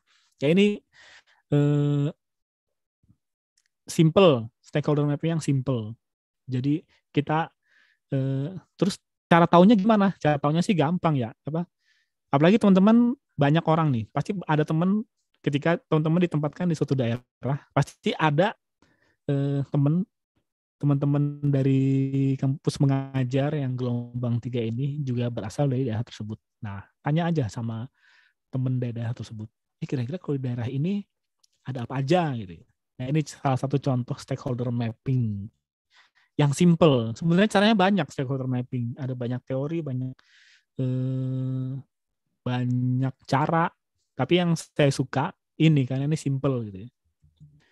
Nah, terus abis dari situ kita cari tahu nih kira-kira mana-mana aja sih yang punya pengaruh tinggi dan kepentingan tinggi, dan mana yang punya pengaruh rendah dan kepentingan rendah. Kenapa kita harus tahu ini? Karena ini menentukan effort kita, usaha kita. Kalau kita effortnya gede gitu ya, ke yang ternyata dia punya pengaruhnya rendah gitu kan, nanti jadi percuma gitu gagasan atau ide teman-teman nggak tersampaikan dengan baik gitu. Tapi kalau dia punya pengaruh tinggi, terus kepentingan tinggi itu maksudnya kepentingannya sesuai dengan apa yang kita mau, nah itu justru akan lebih memudahkan kita. Ketika teman-teman punya ide, gagasan, itu akan memudahkan kita untuk apa namanya supaya gagasan tersebut terwujud. Gitu. Nah ini ada beberapa tips strategi komunikasi efektif untuk melibatkan pemangku kebijakan. Yang pertama, semua orang pasti ingin informasi yang transparan dan terbuka gitu ya. Jadi kalau kita tuh harus jujur, harus sesuai dengan fakta, faktual gitu ya. Itu akan memudahkan pemangku kebijakan untuk memahami tujuan kita gitu ya. Jadi biasanya sih kita kalau melakukan advokasi gitu ya, kita jabarin dulu nih fakta-fakta hasil riset yang reliable gitu. Kita kasih tahu kenapa gitu kan, ada apa gitu. Lalu komunikasi itu harus dijalankan sesuai dengan ini kebiasaan mereka, kebiasaan si pemangku kebijakan, kebiasaan orang-orang gitu. Dan kita harus pahamin bahwa setiap orang atau setiap organisasi itu punya cara yang beda-beda. Mana yang buat mereka nyaman, mana yang buat mereka mudah, mana yang untuk memudahkan mereka. Atau di suatu daerah mungkin nggak bisa lewat Zoom, bisanya ditemuin, nah ada kan seperti itu. Atau contohnya mungkin masyarakat Baduy gitu ya, itu kan lebih mudah untuk menemui mereka. Nah itu jadi harus dipahamin bahwa semua orang tuh punya cara yang berbeda-beda. Jadi mana yang membuat mereka nyaman, ya kita harus respect, kita harus ikutin kalau ingin komunikasi kita lebih mudah gitu. Dan juga jangan menghakimi, tapi berusaha pahami mengapa. Kayak misalkan tadi ya, di suatu daerah makan gaplek gitu ya. Jangan menghakimi, itu kan makanan murah gitu ya. Kita harus pahamin kenapa mereka makan gaplek. Oh mungkin karena nggak ada sawah gitu ya. Dan yang banyak hanya bisa ditanam, tanahnya hanya bisa ditanamin singkong gitu ya. Jadi kita tuh harus pahami, jangan berusaha, jangan menghakimi, kita harus pahami. Jadi menjaga sikap tersebut supaya mereka juga bisa terbuka. Jadi kita ingin tahu dan membantu agar memahami latar belakang kenapa mereka melakukan hal tersebut. Jadi ini akan membantu untuk menemukan solusi, menyamakan persepsi dan kepentingan. Terus juga sajikan umpan balik ke pemangku kebijakan, bagaimana isu tersebut dapat terselesaikan. Jadi kasih solusi, kasih ide, kasih itulah apa namanya solusi. Jadi kalau bisa lacak komitmen mereka dengan misalkan ada follow up-nya berikutnya, terus ada sharing berikutnya, dan gimana tindak lanjut mereka berikutnya. Dan juga ketika terakhir nih ya, simpan catatan semua proses komunikasi dari waktu ke waktu. Ini penting karena kadang untuk misalkan ke pejabat gitu ya, Pak kan tanggal kemarin nih kita udah ngomong ini tentang ini. Nah itu kayak untuk nagih janji biasanya. Kalau kan tanggal ini kita udah ngobrolin ini, itu biasanya untuk menghindari salah pemahaman di kemudian hari atau hal yang berulang-ulang itu biar nggak terjadi. Dan itu untuk apa namanya memfollow up proses berikutnya. Ya ini ya seperti tadi ya, kita harus terbuka, terus juga disesuaikan dengan kebiasaan, jangan menghakimi tapi berusaha memahami kenapa gitu ya. Terus sajikan umpan balik ide-ide solusi dan simpan semua notes, catatan, proses komunikasi, kapan terakhir kita komunikasi, apa yang dibahas. Nah, ini jadi untuk strategi komunikasi yang efektif untuk melibatkan pemangku kebijakan. Dan juga kalau ada namanya spektrum kemampuan mendengarkan dan spektrum komunikasi. Jadi semakin mendengarkan hal-hal yang benar, kita akan mendapatkan apresiasi atau ketertarikan. Tapi semakin mendengarkan yang salah, maka yang terjadi itu debat, konflik, kekerasan, atau penarikan diri dari proses komunikasi, nggak mau ikut lagi, dan sebagainya. Nah, teman-teman tuh harus memahami hal tersebut. Kalau kita dengar gosip kan juga agak suka sedikit sebel gitu ya. Jadi kayak, ya itu cuma gosip gitu. Tapi kalau mendengarkan hal yang benar, pasti teman-teman juga senang kan. Walaupun mungkin kebenaran itu pahit, tapi pasti itu lebih diapresiasi. Oh jadi itu jelek ya, jadi gimana dong biar bagus? Nah seperti itu. Jadi yang terjadi justru engagement, ketertarikan. Ini kalau dari presentasi sih sudah. Bagaimana Mbak Isyana? Tapi ini ada tugas. Apakah tugas saya harus sampaikan sekarang atau nanti? Capek nggak sih dengan saya ngobrol? Enggak, Pak Wahyu. Saya sendiri sih kayaknya capek Iya, iya. denger diri sendiri tadi. Ini kan saya bisa dengerin suara sendiri. Jadi gitu ya. Oh, bisa Baik, tanya jawab ya, Mbak? boleh. Iya, ini kita karena masih delay di YouTube ya, Pak Wahyu. Jadi kita tunggu dulu Oh, sampai... oh, oh, delay di YouTube. Oke, Iya, oke. YouTube-nya agak sedikit delay. Kita tunggu dulu nanti di YouTube-nya sampai paparan terakhir. Ini masih belum jalan. Berapa? Oh, ada ini jeda berapa menit gitu ya? Net. Oke, saya nggak tahu malah.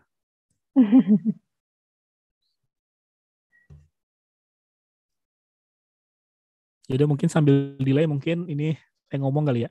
Ya teman-teman mungkin kalau ada yang mau bertanya silahkan kirim kirim, tulis, kirim kemana gitu. Tulis di chat box-nya YouTube di Cendikti ya. Ya.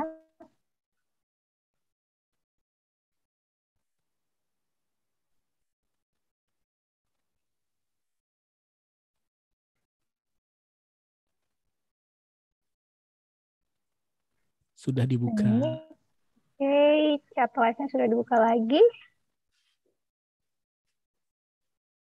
Baik, kita menunggu. Wah, banyak ini Pak Wahyu. Baik, ini ada dari Muhammad Abdillah ingin bertanya, kalau alur komunikasi yang baik dengan orang yang belum dikenal, bagaimana ini Pak? Kita kan, Ini ya. kita sama sekali belum mengenal orang ini gitu. Kita baru datang. Nah, ini bagaimana Pak? Oh, jadi kalau ini apa? Bagaimana alur komunikasi yang baik dengan orang yang belum dikenal? Ini kadang kita mesti dulu nih konteksnya apa nih? Mau eh, gebetan kah atau apa gitu? Harus ini bagaimana Abdillah Iya, harus apakah yang diperjelas sudah, ya. apakah usianya jauh di atas kita atau mungkin kalau misalnya kita di daerah ya Pak ya, karena Iya. adik-adik mahasiswa ini berhubungan dengan guru ya, guru dan kepala sekolah juga dinas dan tokoh masyarakat. Mungkin yang usianya jauh di atas ya, di atas mereka gitu. Mm-mm. Karena jarang kan guru-guru kepala sekolah di sana yang umurnya sebaya ya. Walaupun ada memang kalau guru, Heeh. beberapa guru yang umurnya sebaya dengan adik-adik mahasiswa.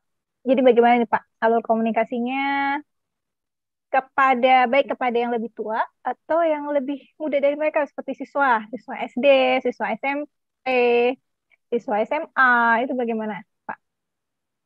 Oke.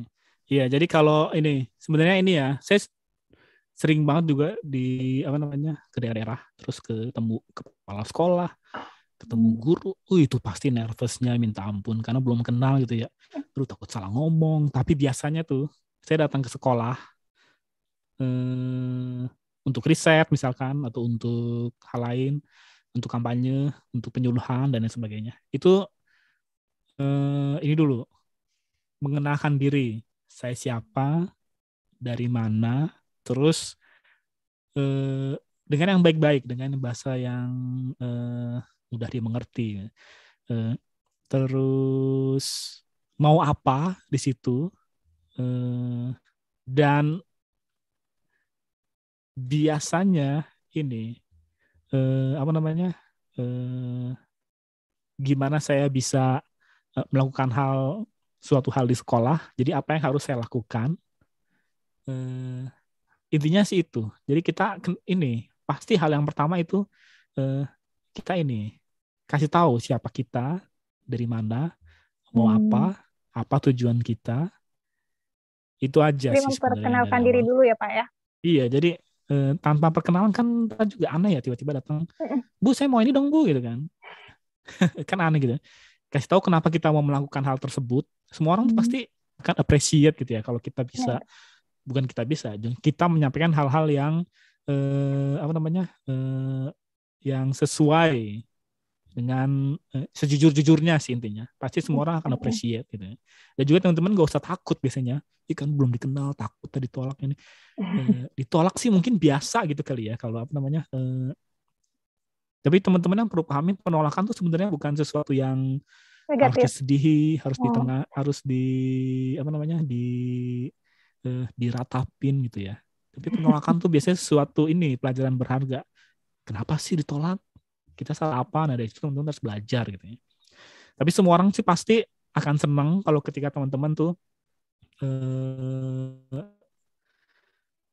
mengenalkan diri mau apa, kenapa, di semuanya kalau disampaikan dengan baik pasti akan lebih lebih mudah gitu. Dan kadang juga kalau misalkan lagi di daerah-daerah nih, gak tahu sih, saya juga apa emang udah kebiasaan atau kayak gimana. Kadang suka apa? Saya tuh banyak temen yang gara-gara misalkan riset di daerah-daerah, jadi temen sampai sekarang menentukan nomor WhatsApp. Padahal dulu cuman kepentingannya sih misalkan riset Punya gitu ya. riset. Karena kita sama-sama terbuka aja, misalkan, hobinya apa Mbak gitu kan? Oh bisa ini, sama dong, saya juga suka karaoke gitu. Yuk karaoke, misalnya waktu di Ambon gitu ya, diajak karaoke jadi akhirnya jadi temen. Atau lagi misalkan lagi di mana ya, Samarinda,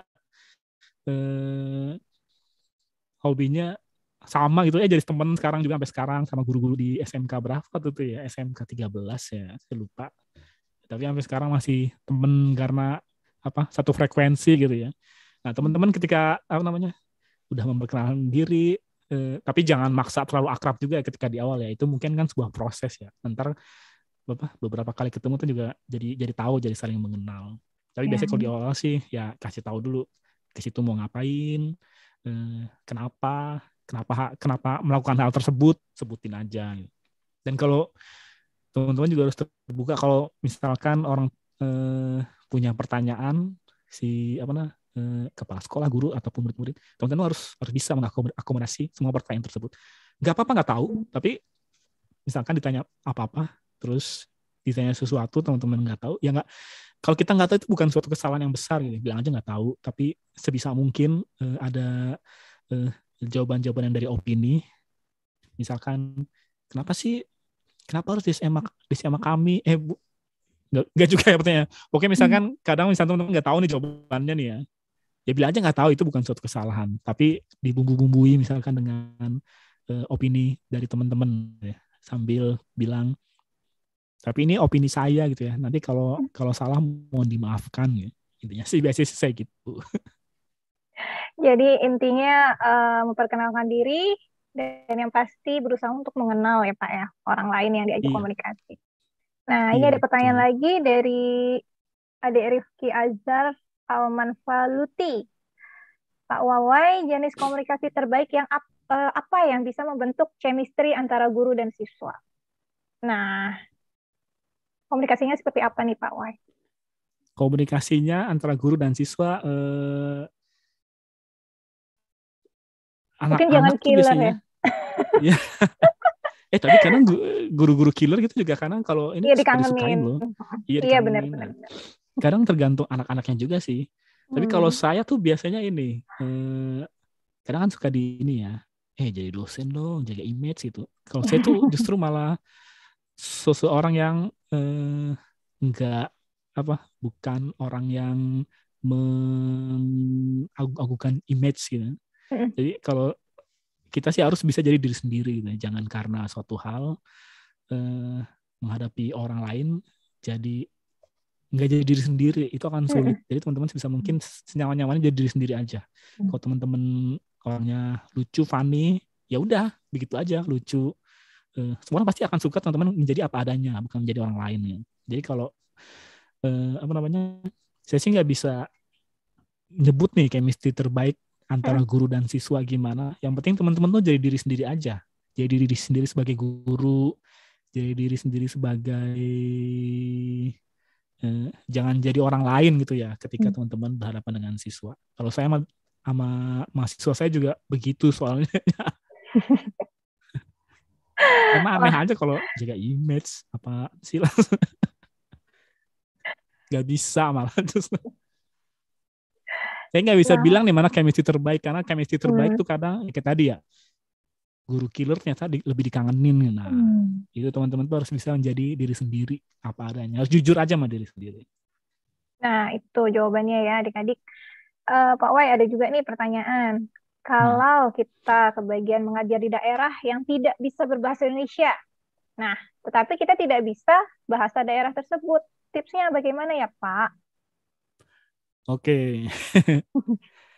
Saya tuh sekolah 2 kali di luar negeri ya. Pertama di Denmark untuk master. Kedua di Belanda. Saya nggak bisa bahasa Denmark, juga nggak bisa bahasa Belanda. Tapi bahasa Inggris sih, ada komunikasinya.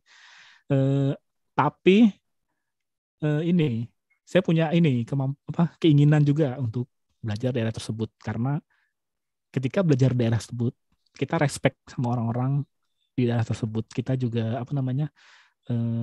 kita respect. Orang-orang juga senang loh kalau misalkan kita belajar bahasa mereka gitu ya. Kita belajar bahasa Belanda, orang Belanda pasti senang. Kita belajar bahasa Danish, orang-orang Denmark senang. Nah, terus ini, ketika kita belajar kearifan lokal daerah tersebut, itu juga salah satu cara kita untuk respect sama mereka gitu ya, dengan belajar bahasa, dengan nyobain kuliner. Tapi kayak kalau saya nyobain ulet sagu kayaknya enggak, kayak belum sanggup gitu ya. Tapi bilang aja, saya belum sanggup, belum berani gitu. Itu juga Iya. orang pasti respect. Intinya sih itu kita harus walaupun di awal kita nggak ngerti nih, mereka nggak ngerti bahasa Indonesia, terus kita juga nggak ngerti bahasa mereka. Kita masih butuh translator mungkin, tapi seenggaknya ada bentuk apresiasi itu untuk belajar bahasa mereka, tunjukkan ketertarikan. Tapi pasti mereka juga seneng dong. Kayak teman-teman lihat aja di YouTube kan, orang-orang bule yang apa namanya belajar budaya Indonesia, orang-orang bule yang bisa bahasa Indonesia itu penontonnya banyak banget gitu. Nah, itu adalah salah satu bentuk ketika kita respect sama suatu budaya, sama suatu bahasa. Itu pasti ketertarikan itu akan datang sendiri. Jadi mungkin tipsnya ya mungkin dengan mulai tunjukkan ketertarikan dengan belajar bahasa mereka gitu. Terus sedikit-sedikit juga ajarkan mungkin mereka bahasa Indonesia yang standar, yang bahasa Indonesia standar kayak apa gitu. Saya juga bingung. Intinya sih itu, teman-teman jangan jangan enggan, jangan sungkan untuk belajar bahasa mereka. Dan juga mereka akan tertarik. Oh, akhirnya komunikasi terjadilah ketika teman-teman belajar bahasa. Entar orang pada, siapa tahu banyak yang ngerubungin, banyak yang ngajarin gitu kan. Intinya sih itu. Jadi kalau ya respect aja, apresiasi apa yang mereka kurang gitu ya. Ya. Nah, Pak Wah, ini ada juga yang bertanya. Ini terkait dengan intonasi dan nada. Nah, dari Mawadah Fatin Nur Adiyah. Dalam Baca ini saya berbicara ini. biasanya ada intonasi sama nada kan, Kak? Nah, biasanya ada aja yang salah paham dengan cara penyampaian kita. Karena mungkin sedikit tinggi nadanya, ngegas, padahal maksudnya bukan seperti itu. Nah, bagaimana nih solusinya, Pak? Kayak tadi gitu ya, orang Batak sama orang Jawa gitu. Saya juga kalau masih ngeliat teman-teman Batak ya, kalau ngomong juga masih, lu jangan emosi lu, tapi bercanda gitu. Jangan marah-marah gitu ya. Saya kan banyak teman-teman orang Batak gitu. Nah ini juga, ini sih biasanya kalau ini udah kebiasaan kadang ya. Iya, benar. Kadang kan ada orang-orang yang kalau kayak gini udah kebiasaan, tapi lebih baik misalkan dari awal sudah dikasih tahu, gitu ya. Saya ini kalau ngomong tuh begini gitu. Jadi mohon maaf kalau misalkan tapi bukan bermaksud itu marah, ngegas. Emang ini udah kebiasaan. Terus juga saya juga berusaha ngomong supaya lebih pelan, tapi mungkin belum bisa. Jadi mungkin itu solusi yang bisa saya kasih gitu kayak tips ya. Kadang ya dari awal udah dijelasin aja. Saya itu kalau backgroundnya ini, jadi kalau ngomong tuh begini, jadi agak sedikit ngegas. Terus juga sambil berusaha lebih stoy gitu ya, lebih santai. Jadi nanti ngomong berbicaranya juga lebih luwes. Kalau dari saya sih itu, jadi dari awal sudah dikasih tahu nih, saya ini backgroundnya ini, jadi kalau ngomong tuh sedikit ngegas, jadi mohon maaf gitu ya. Tapi itu bukan berarti saya marah-marah gitu. Kalau marah-marah, saya justru nggak ngegas gitu ya. Malah diem ya.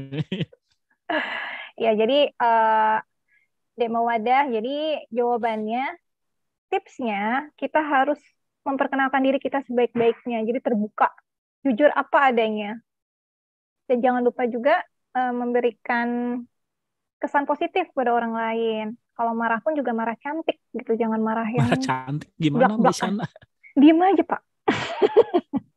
Kalau perempuan kan gitu, Pak, diem. Marah dandan dulu gitu ya. Ya. Saya mau ke salon karena saya mau marah gitu. Nah, ini dari Iren Monica.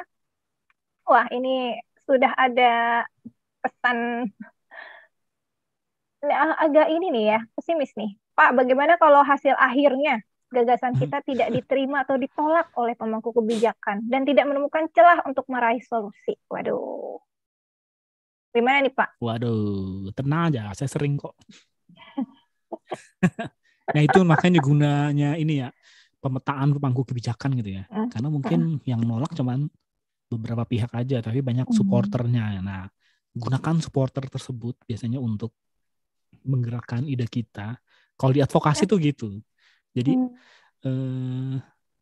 pasti kan ada yang pro dan kontra. Jadi kalau yang kalau yang pro kita deketin gitu ya. Tapi kalau misalkan ditolak, tanya alasannya apa gitu kan. Tanya alasan apa, kenapa nggak diterima, kenapa ditolak. Atau mungkin, nah dari alasan itu biasanya ada solusi itu. Karena mungkin entah, saya nggak bisa, kita dananya kurang gitu kan. Ternyata dananya kurang. Atau ternyata banyak hal lah. Pokoknya intinya kalau sesuatu itu tidak diterima atau ditolak, tanya why, kenapa Pak, apa yang perlu diperbaikin agar diterima, intinya sih itu. Karena biasanya solusinya itu ketemu kalau kita tanya why, kalau kita tanya kenapa gitu, itu baru ada solusinya. Tanya aja kenapa ditolak dan apa yang bisa membuat gagasan kita tuh diterima.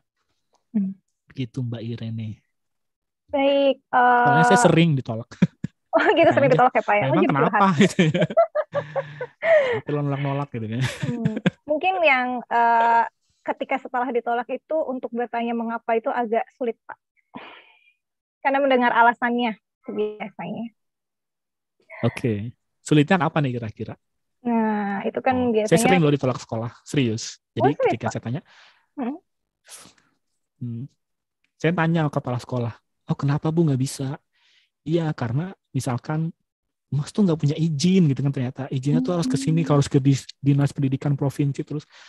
Oh gitu, oke. Jadi kalau saya udah dapat izin saya bisa nih. Iya, nah tanya aja nggak apa-apa. Why? Atau nggak bisa Mas, kenapa? Karena kita ada ujian gitu kan. Tapi kalau saya habis ujian bisa. Nah kayak gitu. Tanya aja nggak apa-apa. Jangan takut bertanya. Baik Pak Wai, kita sudah kalau mereka nggak mau jawab ya nggak apa-apa gitu kan. Iya, cukup mereka dan Tuhan yang tahu. Pak Wai, kita sudah di ujung acara. Pak Wai mungkin ingin memberikan closing statement. Silakan. Closing statementnya apa nih, saya malah nyiapin lagi. Jadi teman-teman sih ini aja, ini kan karena judulnya komunikasi dan kearifan lokal ya, kita tuh harus pahamin. Jadi kalau hidup bermasyarakat itu pasti punya budaya yang berbeda, apalagi Indonesia ya, berapa bahasa, 300 lebih budaya yang berbeda gitu ya, bahasa lokal dan lain sebagainya. Indonesia kan kaya akan budaya dan masyarakat, budaya dan keragaman ya. Makanya Bhinneka Tunggal Ika. Artinya apa Mbak Isyana? Bhinneka Tunggal Ika. Berbeda-beda tapi satu jua. Iya betul, berbeda tapi satu jua gitu. Jadi itu adalah sesuatu yang sebenarnya anugerah yang kita harus respect. Saya itu baru belajar keragaman itu sebuah kekayaan, malah nggak peduli gitu. Tapi pas di luar negeri justru saya lihat, keren juga ternyata Indonesia. Kayak misalkan di Belgia itu ini masyarakatnya ada 2 bahasa Belanda dan bahasa Perancis. Itu kedua masyarakat yang berbeda bahasa itu nggak punya ini satu bahasa yang sama. Kalau kita kan masih ada bahasa Indonesia gitu ya, biarpun masyarakat berbagai macam bahasa, kita masih punya bahasa Indonesia. Di Belgia nggak ada satupun bahasa yang bisa menyatukan mereka. Ya udah, jadi kalau antara masyarakat yang bahasa Perancis dengan bahasa Belanda, ya udah mereka juga hidup ke pemerintahnya sendiri, semuanya sendiri, jadinya nggak kurang nyatu. Nah, kita tuh harus harus bersyukur gitu ya, harus bersyukur dengan kekayaan Indonesia dari ragam budayanya, dan juga kita harus respect. Jadi kadang yang kita lihat salah belum tentu benar, atau kadang yang kita lihat benar malah bisa salah di perspektif orang lain, di persepsi orang lain. Jadi kita terus respect yang hal-hal yang berbeda itu belum tentu salah, belum tentu benar dari kacamata orang lain. Jadi jawabannya itu respect. Nah, proses komunikasi juga harus respect. Jadi supaya apa yang teman sampaikan itu bisa diapresiasi, bisa menjadi ketertarikan mereka kalau kita respect. Jadi kalau tanpa respect di komunikasi itu jadi apa namanya, ntar apa yang teman-teman sampaikan nggak kurang efektif biasanya. Itu sih. Itu tugas saya jelasin nggak nih? Boleh Pak, monggo. Pak. Jadi teman-teman nanti teman-teman udah punya dosen pembimbing kan ya di apa dosen pembimbing di universitas Lapangan. masing-masing ya? Oh, di lapangan ya. Jadi ada 2 tugas. Saya diminta loh sama apa namanya? Diminta jadi harus jelasin. Jadi harus ngasih tugas nih. Jadi ada tugas pertama itu teman-teman misalkan punya tanggung jawab melakukan perbaikan pendidikan di suatu desa. Hanya setengah yang punya pendidikan. Terus pandemi COVID-19 menghambat jalannya pendidikan secara normal di suatu desa. Infrastruktur sama prasarana jadi penghambat di desa tersebut. Ada juga mitos bahwa pendidikan tinggi akan membuat anak-anak durhaka sama orang tua. Dan anak-anak tidak kembali ke desa ketika sudah dewasa nanti atau merantau pergi kemana gitu. Akibatnya sawah dan ladang tidak lagi membantu untuk mengelola. Nah, jadi teman-teman bikin apa namanya identifikasi pendukung dan penentang sama petain tuh. Kira-kira supporternya siapa, kepentingannya apa. Ada tadi contohnya ya, nanti bikin seperti itu. Terus start kira-kira siapa yang paling tinggi. Kalau yang tugas 2, ntar teman-teman buat video role play. Jadi mungkin teman-teman ketemu dengan tokoh RW, LSM, dan lain sebagainya. Dalam video role play aja, teman-teman bisa ngajak teman-teman yang lain, maksudnya ngajak orang rumah atau ngajak tetangga jadi lawan main gitu ya, lawan main di video. Nanti teman-teman diskusikan nih tugas 1 sama tugas 2 sama dosen pembimbing teman-teman. Kira-kira apa yang kurang, kira-kira apa yang perlu diperbaikin. Gitu. Jadi ini lebih ke situ sih. Juga pemangku kebijakan ini mungkin teman-teman dari dosen apa namanya dari dosen pembimbing teman-teman banyak ide yang perlu ditambahkan. Nah, itu ntar untuk memperkaya wawasan. Baik, Pak Begitu sih Wahyu, Mbak nanti Isya. tugas ini juga akan ada di Sepada ya. Ya, Jadi biar adik-adik ada top ya. bisa mengakses. Iya. Baik, adik-adik, kita tutup dulu acara ini. Terima kasih Pak Wahyu Septiono. Mari kita beri applause.